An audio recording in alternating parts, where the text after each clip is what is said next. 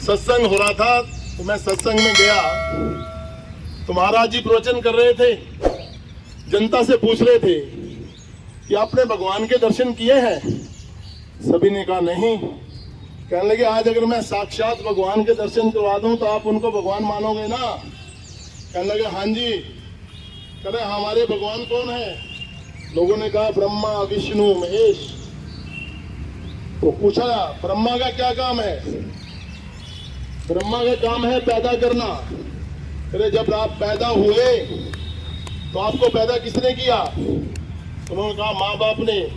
तो माँ बाप में आपने ब्रह्मा के दर्शन किए कि नहीं किए? साक्षात ब्रह्मा के रूप हुए कि नहीं हुए? विष्णु का क्या काम है? पालन करना। जब आप बड़े हो रहे थे आपकी पालना कौन कर रहा था? आपकी पालना किसने की? सबने कहा हमारे माँ बाप ने।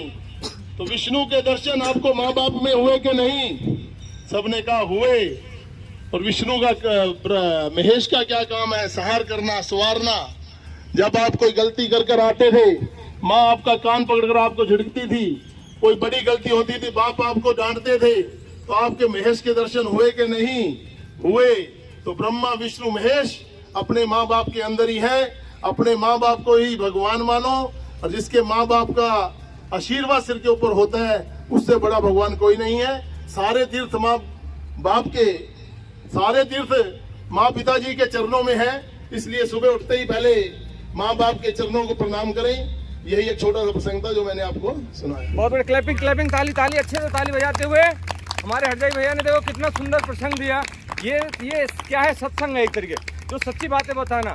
क्योंकि एक बड़ी अच्छी कहावत बताई थी मेरे को एक संत की सुनी वाणी। मैंने कहा था कि जो लोग अपने माँ बाप के कोई बात नहीं, जो अपने माँ बाप के पैर पकड़ना जान गए उनको दुनिया के पैर नहीं पकड़ने पड़ेंगे। और जिसने अपने माँ बाप के पैर नहीं पकड़े वो दुनिया के पैरों में पड़ता रहेगा, फिर भी उसका उद्धार नहीं हो सकता। उद्धार से मतलब उसका कभी भला नहीं हो सकता। इसलिए जो कुछ है वो यहीं पे है। और यहीं पे साक्षात ब्रह्मा विष्णु महेश माता पिता में तीनों जो है उन्होंने बिल्कुल प्रैक्टिकली, ब्रह्मा विष्णु महेश तीनों का काम, एक का पैदा करना, दूसरे का पालन करना, तीसरे का संहार करना। और तीनों ही इसी में। माँ बाप का अगर श्राप लग गया तो सब कुछ भस्म होते भी देर नहीं लगती। इसलिए माँ बाप के वैसे तो लगता नहीं, कभी भी देते नहीं। कितना भी कुटिल, कितना भी जो है खल हो जाए बेटा, फिर भी माँ उसको माफ़ करती रहती है। लेकिन फिर भी उस अवस्था तक क्यों जाए? जितना हो सके हम अपने समाज में, अब हमारे कुक्कू भैया लेके आते हैं अम्मा को, कुक्कू भैया अम्मा को लेके आते हैं। बड़ा अच्छा लगता है। हमें ऐसा लगता है कि इनको देख के ज़रूर किसी न किसी में एक आध दो के अंदर और प्रेरणा जागेगी कि वो भी अपने माँ बाप को साथ में लेके आएँ एटलीस्ट। क्योंकि जो लेके आएगा, कुक्कू भैया अपनी संतान से इतनी थोड़ी उम्मीद जरूर कर सकते हैं कि वो पार्क तक नहीं लेके जाएगा तो कम से कम नीचे तो टहला सकता है। हम 100% नहीं कहेंगे अपनी संतान से कि 100% हमें मिलेगा, लेकिन उसका 50%, 60%, 30% कुछ तो मिलेगा हमारा, उसी से बेड़ा पार हो जाएगा। क्योंकि पास होने के लिए सरकार ने कितना क्राइटेरिया रखा हुआ है? छोटी क्लास में 33%, बड़ी क्लास में 50%, मतलब आधा भी मिल गया तो भी पास। 33 हो गया, अल्प बुद्धि है तो वो भी पास। चलो बहुत बढ़िया। थोड़ा दोबारा फिर क्लैपिंग। बहुत बढ़िया। राधे कृष्ण, राधे कृष्ण।